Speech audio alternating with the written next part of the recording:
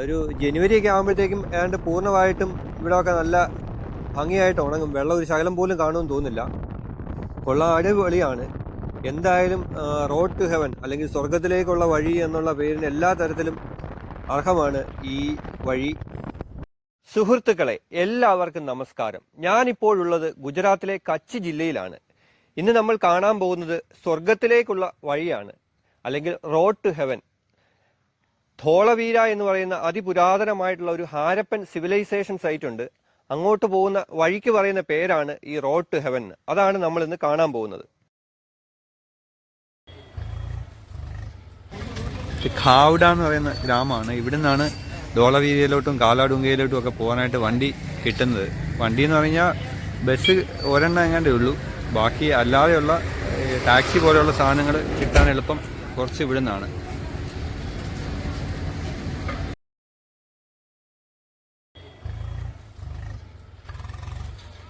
ഞാനിപ്പോൾ ഇവിടുന്ന് ഒരു ടാക്സി പിടിച്ചു ധോളവീരയിലോട്ട് പോയിക്കൊണ്ടിരിക്കുകയാണ്. 2500 രൂപ റേറ്റ് പറഞ്ഞാണ്. ശരിക്കും ഞാൻ ഈ ഖാവഡയിൽ നല്ല വണ്ടി പിടിച്ചത്. ശരിക്കും ഞാൻ ഭുജിയിൽ നിന്ന് ഒരു ഷെയർ ടാക്സിയിലാണ് ഇവിടെ ഖാവഡ വരെ വന്ന് ഇറങ്ങിയത്. വേറെ 3-4 പേരൂടെ ഉണ്ടായിരുന്നു ഇവിടം വരെ.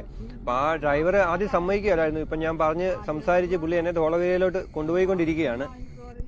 ഇവിടെ വഴിയിൽ നിന്ന് 2 ചേട്ടന്മാർക്ക് നമ്മൾ ലിഫ്റ്റ് കൊടുത്തു. അവരവരുടെ കൃഷിസ്ഥലത്തോട്ട് പോവാണ്. ഇവിടുത്തെ ലോക്കൽ ആൾക്കാരാണ്, കച്ചി ആൾക്കാരാണ്. ഇവിടെ അവരെ ഇറക്കി വിട്ടു. ഇപ്പോൾ ഒരു 5-8 കിലോമീറ്റർ കഴിഞ്ഞു. അപ്പോൾ അവരുടെ കൃഷിസ്ഥലം ഇവിടെയാണ്. ഇവിടെ അവരെ ഇറങ്ങി. ഞങ്ങൾ വീണ്ടും ധോളവീരയിലോട്ടുള്ള യാത്ര തുടരുകയാണ്. ഇവിടുന്ന് കുറേ കൂടെ പോകണം ഇനി നമ്മൾ റോഡ് ടു ഹെവനിലോട്ട് എത്താനായിട്ട്.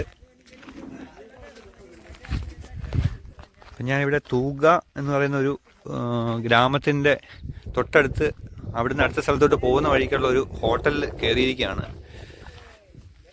ഇതുപോലെയാണ് ഇവിടുത്തെ ആൾക്കാരുടെ വീടുകളൊക്കെ. ഇതുപോലത്തെയാണ്. ഇതിപ്പോൾ വീടല്ല, ഹോട്ടലാണ്. ഇവിടെ കുറച്ച് വെള്ളം ഇവിടെ നമ്മൾ കഴിഞ്ഞ് കഴിഞ്ഞ് ഒന്നും കിട്ടുകയില്ല. അപ്പോൾ അതുകൊണ്ട് കുറച്ച് വെള്ളമൊക്കെ മേടിക്കാനായിട്ട് നിർത്തിയാണ്.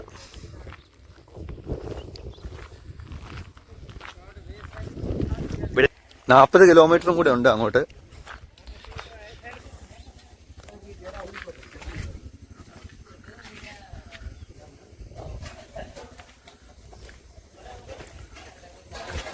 ഇതാണ് ഹോട്ടലിന്റെ അകം. ഈ ചേട്ടൻ്റെ വണ്ടിയിലാണ് ഞാൻ ഇപ്പം ധോളവീരയ്ക്ക് പോയിക്കൊണ്ടിരിക്കുന്നത്. ഈ ചേട്ടനാണ് ഈ ഹോട്ടലിൻ്റെ മുതലാളി. ഇത് ले सकता है क्या? नहीं. आपका नाम? होटल का ले लो पहले. होटल का लिया. आपका नाम क्या है? സാഹിബ്. അച്ഛാ ബസ്. നമ്മൾ ആ ഹോട്ടലിൽ നിന്ന് ഇങ്ങ് പോന്നു. ഏകദേശം ഈ ഭാഗത്തു നിന്നാണ് റോഡ് ടു ഹെവൻ സ്റ്റാർട്ട് ചെയ്യുന്നത്. ഈ ബോർഡിൽ ധോളവീര 31 കിലോമീറ്റർ എന്ന് എഴുതിയിട്ടുണ്ട്. റാൻ ഓഫ് കച്ചിന്റെ ഹൃദയഭാഗത്ത് ഉപ്പുപാടങ്ങളുടെ നടുവിലൂടെയാണ് ആയിരക്കണക്കിന് ലോഡ് മണ്ണിട്ട് പൊക്കി ഈ ഒരു ഏകദേശം ഒരു 4 ലൈൻ ഹൈവേയുടെ വീതിയിലുള്ള ഈ റോഡ് പണിതിരിക്കുന്നത്. ഇത് ഒരു സൈഡിലോട്ടുള്ള വഴിയെ പൂർത്തിയായിട്ടുള്ളൂ. രണ്ടാമത്തെ ഭാഗം ടാർ ചെയ്തിട്ടില്ല. മണ്ണിട്ട് നികത്തി ഒക്കെ ഉറപ്പിച്ചുകൊണ്ടിരിക്കുന്നേ ഉള്ളൂ. ഈ 31 കിലോമീറ്റർ ഒരു സ്ട്രെയിറ്റ് ലൈനാണ്. യാതൊരു വളവും തിരിവൊന്നുമില്ല. ഇവിടെ നിന്ന് നോക്കിയാൽ അങ്ങ് ധോളവീര വരെ കാണാൻ പാകത്തിന് ഒറ്റ സ്ട്രെയിറ്റ് വഴിയാണ്. 2019 പണി തുടങ്ങിയ ഈ വഴി ഈ അടുത്തിടയ്ക്ക് പൂർത്തിയായി തുറന്നു കൊടുത്തേ ഉള്ളൂ. അതിന് മുമ്പ് വരെ ഈ വെള്ളത്തിനകത്തൂടെയാണ് ആൾക്കാർ അങ്ങോട്ടും ഇങ്ങോട്ടും പോയിക്കൊണ്ടിരുന്നത്. പിന്നെ അപ്പുറത്തൂടെ വളഞ്ഞ് വേറൊരു വഴിയുണ്ട്. അതിലെയാണ് ബസ്സുകളൊക്കെ പോകുന്നത്. അത് പക്ഷേ ഇതിനെക്കാട്ടിലും ഒരു 2-3 ഇരട്ടി കിലോമീറ്റർ ദൂരമാണ്. 200 കിലോമീറ്ററോളം വരും. അത് കാണാൻ ഭയങ്കര രസമാണ്. അടിപൊളി എന്ന് പറഞ്ഞാൽ അടിപൊളിയാണ്, സൂപ്പറാണ്. ഒരു രക്ഷയില്ല കേട്ടോ. ഈ വെള്ളമൊക്കെ നല്ല ക്രിസ്റ്റൽ ക്ലിയർ ആണ്. നമുക്ക് മുകളിൽ നിന്ന് നോക്കി അടിയിൽ കിടക്കുന്ന സാധനങ്ങൾ വരെ കാണാം. അതുപോലെയാണ്. അധികം വെള്ളമൊന്നുമില്ല, ഒരു മുട്ടറ്റം വെള്ളമൊക്കെ ഉള്ളൂ. ഇസാഖ് ഈ ചേട്ടന്റെ പേര് ഇസാഖ് എന്നാണ്. ചേട്ടനാണ് എന്നെ ധോളവീരയിലോട്ട് കൊണ്ടുപോകുന്നത്.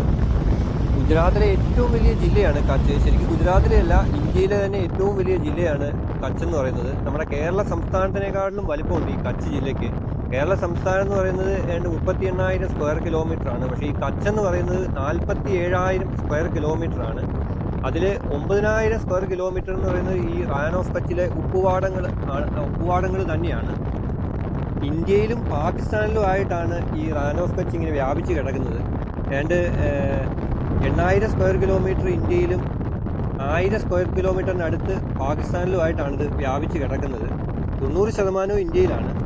അങ്ങ് ദൂരെ ആ വെള്ള ലൈൻ കാണുന്നത് ഈ വെള്ളം ഉണങ്ങിയിട്ട് ഉപ്പ് തെളിഞ്ഞു നിൽക്കുന്നതാണ്. നമ്മൾ അങ്ങോട്ട് അടുത്തോട്ട് ചെല്ലുമ്പോൾ ശരിക്ക് കാണാറാവും. ശരിക്ക് ഈ റാൻ ഓഫ് കച്ച് എന്ന് പറയുന്നത് അറബിക്കടലിൻ്റെ ഭാഗമായിരുന്നു. നൂറ്റാണ്ടുകൾക്ക് മുമ്പ്, ക്രിസ്തുവർഷം തുടങ്ങുന്നതിന് മുമ്പ് ഇതിലെ കപ്പൽ ഗതാഗതമൊക്കെ ഉണ്ടായിരുന്നു എന്ന് ചരിത്രം പരിശോധിച്ചാലൊക്കെ നമുക്ക് മനസ്സിലാകുന്ന കാര്യമാണ്. ഇതൊക്കെ ഞാൻ കഴിഞ്ഞ വീഡിയോയിൽ പറഞ്ഞിട്ടുള്ളതാണ്.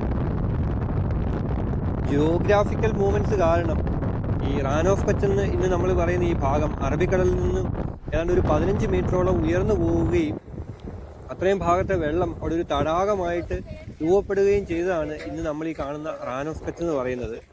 ഈ ഭാഗത്ത് വന്നപ്പം വെള്ളമെല്ലാം ഫുള്ള് പറ്റി നോക്കത്താ ദൂരത്തോളം ഇങ്ങനെ ഉപ്പുപാടം തന്നെ, ഉപ്പുകല്ല് ഇങ്ങനെ നിരന്ന് കിടക്കുവാണ്. ഇവിടെ എല്ലാവരും വണ്ടിയൊക്കെ നിർത്തി ഇവിടെ ഇറങ്ങുന്നുണ്ട്. അപ്പം ഞങ്ങളിവിടെ വണ്ടി നിർത്തി ഈ ഉപ്പുപാടത്തിലോട്ടൊന്ന് ഇറങ്ങാൻ പോവാണ്. മുഴുവൻ ഉപ്പാണ് ഫുള്ള്. ഞാൻ പോകുന്ന വണ്ടിയാണ് ഈ കാണുന്നത്.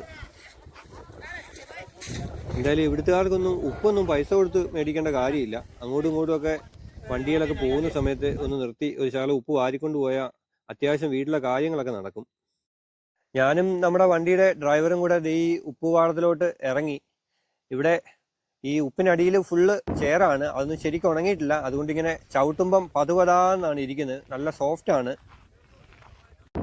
ഇവിടെ ഈ കച്ചിലെ ട്രഡീഷണൽ വസ്ത്രങ്ങളൊക്കെ പരമ്പരാഗത രീതിയിൽ ഇവർ ധരിക്കുന്ന വസ്ത്രങ്ങളൊക്കെ വാടകയ്ക്ക് കിട്ടും. അതൊക്കെ ഇട്ടുകൊണ്ട് നമുക്ക് സെൽഫിയൊക്കെ എടുക്കാം. അതാണ് ഇവിടുത്തെ പ്രധാന പരിപാടി. ഇതിൽ പോകുന്ന വിനോദസഞ്ചാരികളിലെ നമ്മുടെ ഡ്രൈവറിയുടെ ഒരു കൂട്ടുകാരൻ ഇവിടെ ഈ ബിസിനസ്സുമായിട്ട് ഇവിടെ നിൽപ്പുണ്ട്.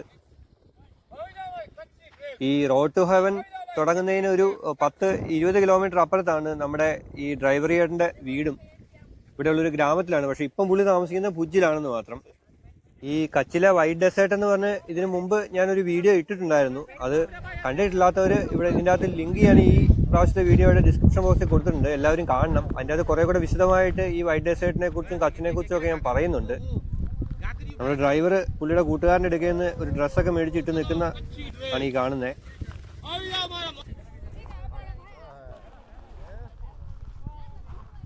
നമ്മൾ അവിടെ നിന്ന് ഇങ്ങോട്ട് പോന്നു. ധോളവീരയിലോട്ടുള്ള യാത്ര വീണ്ടും തുടരുകയാണ്. ഇങ്ങോട്ട് ഈ ഉപ്പിൻ്റെ നിറം കുറച്ച് മാറിയിട്ടുണ്ട്. മണ്ണൂടെ കൂടി കലർന്ന ഒരു കളറാണ്. കുറേ ഭാഗത്തൊക്കെ മരുഭൂമി പോലെ കാണാം നമുക്ക്. ഉപ്പ് ഇങ്ങനെ കുറഞ്ഞു വരുവാണ്. ഇവിടെ ഇടയ്ക്ക് ചെറിയൊരു തുരുത്ത് പോലെ ചെറിയൊരു ഐലൻഡാണ്. അതുകൊണ്ടാണ് ഈ ഉപ്പിൻ്റെ അളവ് ഇങ്ങനെ കുറഞ്ഞ് മണ്ണ് തെളിഞ്ഞു വരുന്നത്. ഇവിടെ ഈ റോഡിന് 2 സൈഡിലും വലിയ മതിൽ കെട്ടിയിട്ടുണ്ട്. ഇവിടെ ഈ വന്യമൃഗങ്ങളൊക്കെ ഉണ്ടെന്നാണ് പറഞ്ഞത് ഈ കൂട്ടത്തിലുള്ള ഡ്രൈവർ ചേട്ടൻ, കന്നുകാലികളും ഒക്കെ. അപ്പോൾ അതൊന്നും റോഡ് ക്രോസ് ചെയ്യാതിരിക്കാനാണ് ഇങ്ങനെ പൊക്കി കെട്ടി മതിൽ കെട്ടിയിരിക്കുന്നത്. ഒരു രക്ഷയില്ല കേട്ടോ, അടിപൊളിയാണ് കേട്ടോ, കാണാൻ നല്ല രസമുണ്ട്. അങ്ങ് നോക്കത്താ ദൂരത്തോളം വെള്ള കളറിൽ ഇങ്ങനെ ഉപ്പ് ഇങ്ങനെ നിരന്ന് കിടക്കുവാണ്. ആകാശം അതിൻ്റെ അറ്റത്തായിട്ട് നീല കളറിലും കാണാം. ഇവിടെയൊക്കെ നിറച്ച് വെള്ളമാണ് കേട്ടോ, വെള്ളം ഒട്ടും ഉണങ്ങിയിട്ടില്ല, നിറച്ച് വെള്ളമുണ്ട്. അപ്പുറത്തെ ഭാഗത്തെല്ലാം ഉപ്പായിരുന്നു, പക്ഷെ ഇവിടെ ഫുള്ള് വെള്ളമാണ്. കടൽ പോലെ തന്നെ ഇങ്ങനെ കിടക്കുവാണ്. തിരയടിക്കുന്നില്ല, തിരയ്ക്ക് പകരം ചെറിയ ഓളവേ ഉള്ളൂ എന്നുള്ള ഒറ്റ വ്യത്യാസമേ ഉള്ളൂ. ഇവിടെ കുറേ ഭാഗത്ത് വെള്ളമാണ്, പിന്നെ കുറേ ഭാഗത്ത് വെള്ള കളറിൽ ഉപ്പ് കിടപ്പുണ്ട്. അതിൻ്റെ അപ്പുറത്ത് വീണ്ടും വെള്ളമാണ്. ഇങ്ങനെ ഇടവിട്ടാണ് ഉപ്പും വെള്ളവും.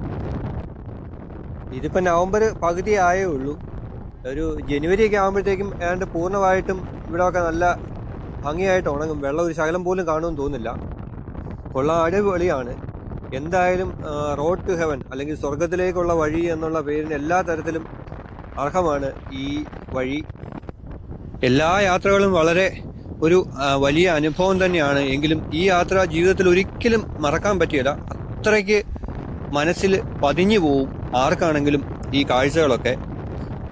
വേറെ ഒരിടത്ത് ചെന്നാലും നമുക്ക് ഇങ്ങനെയുള്ള ഒരു കാഴ്ച ഒരിക്കലും കാണാൻ പറ്റുകയില്ല. അത്രയ്ക്ക് രസമാണ് ഇത് കാണാനായിട്ട്. ലോകത്തിലെ വളരെ അപൂർവം സ്ഥലങ്ങളിലൊന്നാണ് ഇപ്പം നമ്മൾ ഈ പോകുന്ന ഈ റാൻ ഓഫ് കച്ചും നമ്മൾ ചെല്ലാൻ പോകുന്ന ധോളവീരയും. യുനെസ്കോയുടെ വേൾഡ് ഹെറിറ്റേജ് സൈറ്റിലുള്ളതാണ് ഈ റാൻ ഓഫ് കച്ചും അതെ, അതുപോലെ തന്നെ ഈ ധോളവീര അതെ.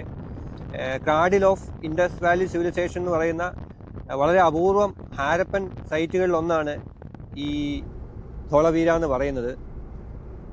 നമ്മൾ ധോളവീരയിലോട്ട് എത്താറായെന്ന് തോന്നുന്നു. അങ്ങ് ദൂരെയായിട്ട് ചെറിയ തുരുത്ത് പോലെയൊക്കെ കാണാം. ധോളവീര കാണാറായി എന്ന് പറഞ്ഞതിൻ്റെ അർത്ഥം എന്താണെന്ന് വെച്ചാൽ നമ്മുടെ ഈ റോഡ് ടു ഹെവൻ അവസാനിക്കാറായി എന്നാണ്. അതുകൊണ്ട് തന്നെ നമ്മുടെ ഇപ്രാവശ്യത്തെ വീഡിയോയും ഈ റോഡ് ടു ഹെവൻ അവസാനിക്കുന്നതോടുകൂടി ഞാൻ വൈൻഡപ്പ് ചെയ്യും.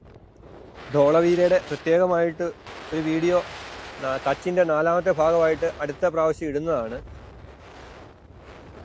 ഇവിടെയുള്ള ഹോട്ടലുകളും റിസോർട്ടുകളും ഒക്കെയാണ് ഇവിടെ കാണുന്നത്. ഇത് ഈ ധോളവീര എന്ന് പറയുന്നത് ശരിക്കും ഒരു ഗ്രാമപ്രദേശമാണ്. പക്ഷേ ഇതൊരു ടൂറിസ്റ്റ് ഡെസ്റ്റിനേഷൻ ആയതോടുകൂടി ഇവിടെ വളരെയധികം ഹോട്ടലുകളും റിസോർട്ടുകളും ഒക്കെ തുടങ്ങിയിട്ടുണ്ട്. പക്ഷേ എല്ലാം വളരെ എക്സ്പെൻസീവ് ആയിട്ടുള്ള ഹോട്ടലുകളും റിസോർട്ടുകളും ഒക്കെയാണ്. ഇതൊരു കൊട്ടാരം പോലെ, കോട്ട പോലെയുള്ളൊരു റിസോർട്ടാണ്. ദൂരെയായിട്ട് കുറേ കന്നുകാലികളെ കാണുന്നുണ്ട്. പോത്തോ എരുമയോ മറ്റോ ആണെന്ന് തോന്നുന്നു.